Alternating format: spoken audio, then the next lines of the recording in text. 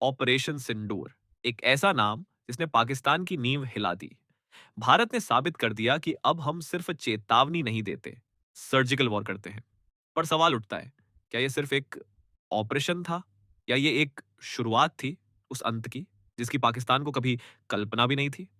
जी हां, आज की रिपोर्ट में हम खुलासा करेंगे पाकिस्तान की नई साजिश, मसूद अजहर की अगली चाल और पीएम मोदी की उस रणनीति की बात जो अब सिर्फ इंतजार नहीं करती, सीधा निशाना लगाती है।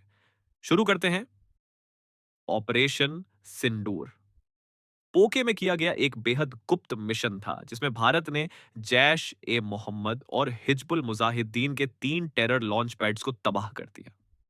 इस ऑपरेशन में भारत ने इस्तेमाल किए high precision satellite missiles, night vision attack drones और स्पेशल घातक कमांडोज की टीम। पाकिस्तान की आईएसआई को भनक तक नहीं लगी, और जब लगी तब तक सब राख हो चुका था। लेकिन तब से लेकर अब तक पाकिस्तान के सुर बदल गए हैं।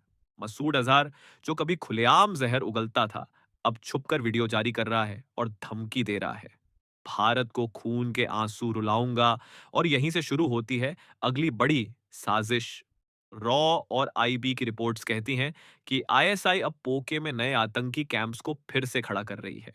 3 नए ग्रुप एक्टिव किए गए हैं। गाजी फोर्स, आईईडी ब्लास्ट की योजना, तंजीम ई तैयाबा, दंगे फैलाने की कोशिश, 3 अल-हक ब्रिगेड, टारगेटेड किलिंग्स की साजिश। इनका मकसद सिर्फ सीमित नहीं है, टारगेट है दिल्ली, राम मंदिर और खुद पीएम मोदी।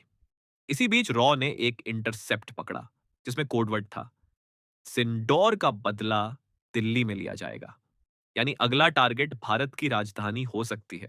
ये कोई छोटी बात नहीं है। अब आते हैं भारत की तैयारी पर। पीएम मोदी ने सेना, रॉ, आईबी और एनटीआरओ को खुली छूट दे दी है। देश की सीमाओं पर हाई अलर्ट जारी है। तो 24/7 सैटेलाइट सर्वेलेंस, एलओसी पर ड्रोन मॉनिटरिंग और देश के अंदर स्लीपर सेल्स की धड़कनों पर नजर।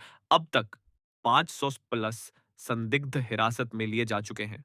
60 से ज्यादा व्हाट्सएप टेलीग्राम ग्रुप्स बंद, 13 से ज्यादा एक्टिव स्लीपर सेल्स का पर्दाफाश। और ये सिर्फ शुरुआत है। पीएम मोदी ने एक बंद कमरे में उच्च स्तरीय मीटिंग के दौरान कहा, अब भारत सहन नहीं करेगा। ये न्यू इंडिया है जो माफ नहीं करता। अब बात करते हैं मसूद अजहर की, जो कभी लाहौर की सड़कों पर गाड़ी में घूमता था, अब बंकर में छुपा बैठा है। सूत्रों के मुताबिक मसूद अब हर 72 घंटे में अपना ठिकाना बदलता है। उसे डर है, भारत कभी भी सर्जिकल स्ट्राइक या एयर स्ट्राइक कर सकता है। और ये डर सिर्फ भारत का नहीं, खबरें तो यहां तक हैं कि आईएसआई खुद मसूद को खत्म करना चाहती है ताकि भारत का गुस्सा पाकिस्तान पर न फूटे। मसूद अजहर अब एक बोझ बन चुका है और भारत के रडार पर अब वो आखिरी टिकिंग टाइम बॉम्ब है। और अब जो सबसे बड़ा सवाल है, क्या अगला टारगेट पीएम मोदी है?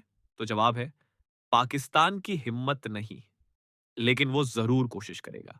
और भारत की तैयारी इतनी जबरदस्त है कि अगर दुश्मन ने आंख दिखाई, तो आंख नहीं, पूरा ठिकाना मिटा दिया जाएगा। यह है ऑपरेशन सिंदौर के बाद की असली कहानी। भारत अब बदल चुका है। अब ये देश सिर्फ सहाता नहीं, अब ये देश दुश्मन के घर में घुसकर जवाब देता है। मसूद अजहर, हाफिज सईद, दवूद इब्राहिम, इन 3 नामों में से अगला कौन जाएगा, ये भारत तय करेगा। जय हिंद, वंदे मातरम।